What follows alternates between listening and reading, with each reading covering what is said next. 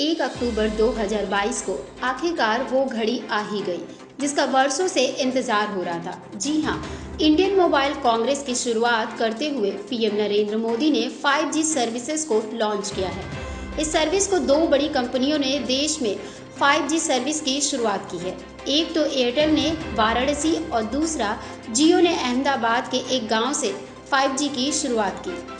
इस लॉन्चिंग के साथ ही भारत भी उन देशों की लिस्ट में शामिल हो जाएगा जहां लेटेस्ट जनरेशन की टेलीकॉम सर्विसेज मिलेगी।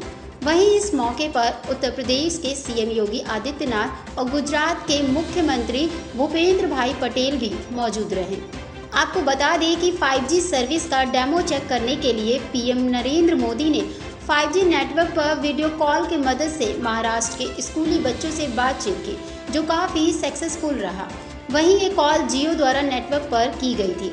इंडियन मोबाइल कांग्रेस की शुरुआत 1 अक्टूबर दिल्ली के प्रगति मैदान में हुई है, जहां ये समारोह 4 अक्टूबर तक चलेगा।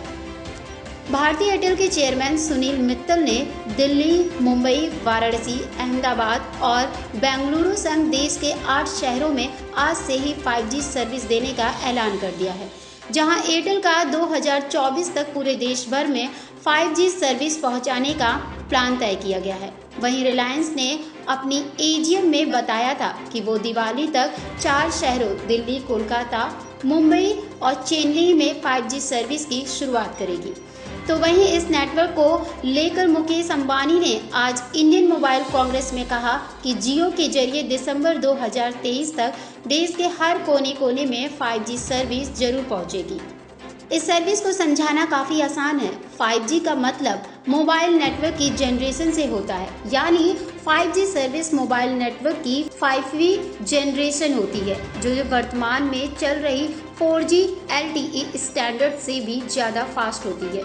इसकी connectivity, speed, voice quality, security और अन्य फीचर्स पिछले 4G LTE जनरेशन से काफ़ी बेहतर होता है।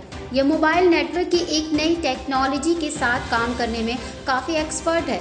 ये 5G सर्विस या 5वीं generation long term evolution LTE में एक अपग्रेड है। आपको बता दें कि 5G 3 बैंड्स में काम करता है: लो बैंड, मिड और high frequency bands spectrum.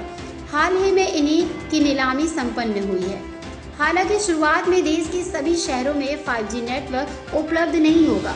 Delhi, Mumbai, Kolkata और चेन्नई समेत कई शहरों में शुरुआती सर्विस मिलेगी, जिसका विस्तार अगले साल के अंत तक पैन इंडिया लेवल पर होगा। फिलहाल मेट्रो शहरों में 5G कनेक्टिविटी की मौजूदगी जरूर होगी। 5G यूज़ करने वाले उपभोक्ताओं को एक बात का ध्यान जरूर देना होगा, वो ये कि उन्हें नए सिम कार्ड की ज़रूरत नहीं पड़ेगी, क्योंकि इसके लिए उपभोक्ता अपने पुराने सिम पर ही नई सर्विस का लाभ उठा सकेंगे। लेकिन याद रहे, इसके लिए आपके फ़ोन में 5G सपोर्ट होना ज़रूरी है। 5G सपोर्ट ही नहीं, इसमें उन बैंड्स का भी होना जरूरी है जिस पर सर्विस उपलब्ध होगी। आपको पहले भी बता चुके हैं कि 4G का अर्थ 4th जनरेशन यानी कि चौथी पीढ़ी से है। 2G और 3G से होते हुए 4G की शुरुआत हुई थी, जो मोबाइल इंटरनेट कनेक्टिविटी मामले में सबसे बेस्ट मौजूदा तकनीक है। इसी नाते देश की सभी टेलीकॉम कंपनी 4G सर्विस प्रदान कर रही है, जिसके चलते स्मार्टफोन पर कंप्यूटर जैसे कार्यों को करना काफ़ी संभव हो पाया है। 5G, जैसा कि नाम से ही पता चलता है कि 5G का मतलब है 5वीं जनरेशन से होता है। यह वर्तमान में चल रहे 4G सर्विस का एडवांस वर्जन होगा, जिसमें 4G के सभी फीचर्स को विकसित करके शामिल किया जाएगा। 5G super high frequency spectrum पर काम करेगा। स्मार्टफोन्स में 5G के स्पीड पर इंटरनेट चल सकेंगे। इसके लिए क्वालकॉम, मीडियाटेक और बायोनिक जैसी टेक कंपनियों ने अपने चिपसेट व प्रोसेसर्स को भी लॉन्च कर दिया है। 5G मोबाइल सर्विस शुरू होने के साथ ही माना जा रहा है कि ये मोबाइल टेलीफोन की दुनिया ही बदल देगी, क्योंकि 5G की स्पीड 4G से 10 गुना ज़्यादा अधिक है। इसकी खास बात यह है कि अब तक जो चीज़ें बड़े शहरों तक ही सीमित हैं, उनकी पहुंच अब गांवों तक होगी। इसमें ई-मेडिसिन शामिल है। शिक्षा और कृषि क्षेत्र को जबरदस्त फायदा होगा।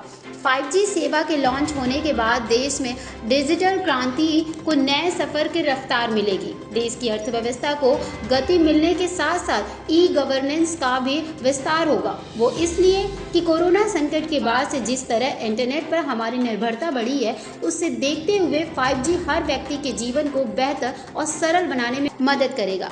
5G टेक्नोलॉजी इतनी जबरदस्त है कि इस 5G नेटवर्क पर कई मशीनें आपस में बातचीत करती नजर आएंगी।